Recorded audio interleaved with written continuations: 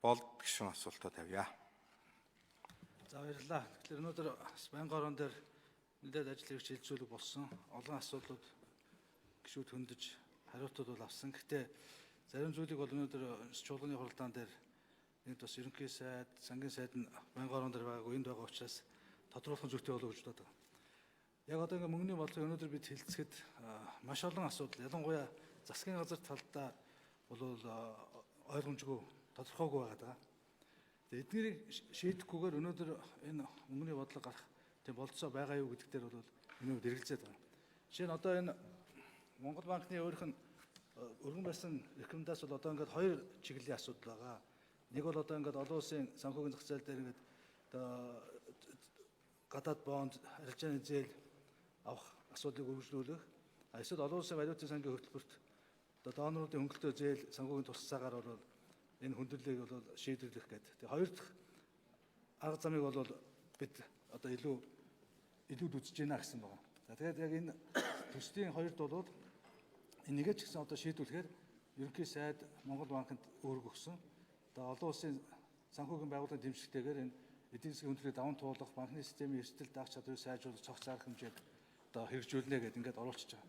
Тэгэхдээ одоо яг энэ нь бол өнөөдөр тодорхой байгаа мó. Яг ингээд одоо энэ тогтоол гарах юм бол ингээд олон улсын валютын сан дэлхийн банктайгаа ингээд донортой хэлцээд ингээд явах ийм нөхцөл байдал үүсэх юм шиг байна. Тэгээд энд засгийн газар бэлэн байгаа юу? За ийм нөхцөлд өнөөдөр энийгээ дагаж ямар шаардлагууд орж ирэх вэ? Яг ард түмний нуруунд дээр өнөөдөр ямар арга хэмжээнд болж очих вэ? Тийм ээ? Ямар хасалтууд, тийм ээ? Ямар нийгмийн чиглэлээр ухралтууд зайлшгүй хийгдэх вэ? Энийг маш тодорхой болгож иж өнөөдөр энэ их хурлын гишүүд бол бодиттой ойлголттойгоор энэ шийдвэрийг гаргамаар байна. Эсвэл одоо бол нөгөө талд нь олон улсын санхүүгийн зах зээл дээр гэдгээсээ илүү одоо зөвхөн одоо нэг урд хөрстэй одоо 4-5 тэрбум доллар гэл ингээл гадны хэвлэлээр бол мэдээллүүд яваад байдаг. Бүр одоо маш тодорхой мэдээллүүд яваад байгаа байхгүй. Яг их хурлын гишүүд, эдийн засгийн байнгын орооны гишүүд бид болохоор ямар нэгэн одоо аль биесээр өнөөдөр өгсөн мэдээлэл бол байхгүй. Их хурлын даргын өчтөр одоо хэвлэлийнхэнд өгсөн ярилцлагаас илүү гарсан юм бол байхгүй учраас. Тэгэхээр одоо энэ их хурлын танхим дээр энийг нь тодорхой болгож өгөөч.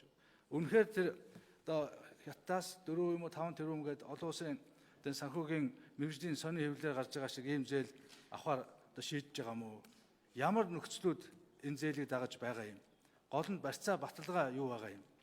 Өнөөдөр бол асуудал нь бол яригдал байгаа шүү дээ. Одоо тодорхой аймгийн нэр заагаад одоо барьцаалж байгаа мó, ингэж байгаа мó гэл. Тэгэхээр ийм нэг одоо хэвлэл мэдээллийн төвшөнд бол өнөөдөр бид мэдээлэлтэйгээр төрийн мөнгөний бодлогыг батлахад бол үнэхээр бэлтгэл дутуу байна. Одоо энэ асуудлуудаа яг тодорхой болгоод энэ нөхцлүүдөө ил тод болгоод ингэж өнөөдөр бид нэр бодиттой асуудал руу орох хэрэгтэй. Дээр нь Эрдэнэтийн асуудлыг бол бас ярих хэрэгтэй. Эрдэнэт бол цаашдаа одоо Монголын төсөв, улсын одоо хөрөнгө оруулалт, татвар энэ бүх юм дээр бол өнөөдөр Эрдэнэтийн орлогоо тооцохгүйгээр бол энэ асуудлыг бол шийдэх болцоо байхгүй. Энэ мөнгөний бодлоготой шууд хамаарна. Тэгэхээр Эрдэнэт гэсэн асуудлаар ингээд хоёр сонгуулийг бол одоо тийм сурчлагаа сөрөг PR болгоод ингээд хийчлээ. Яг үнэн бодиттой мэдээлэл нөгөөч. Үнэхээр энэ Эрдэнэт одоо хуулийнхын асуудал тусдаа байх. Үнэхээр энэ Эрдэнэт тийм ард түмэнд байгаа мó байхгүй мó?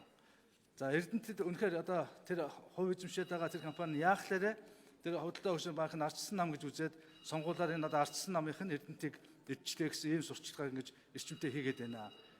Энэ талаар бол одоо яг бодиттой мэдээлэл өгөө. Сонгуул дууссан. Одоо бол ард түмэн үннийг жинхэнэ үннийг мэдэх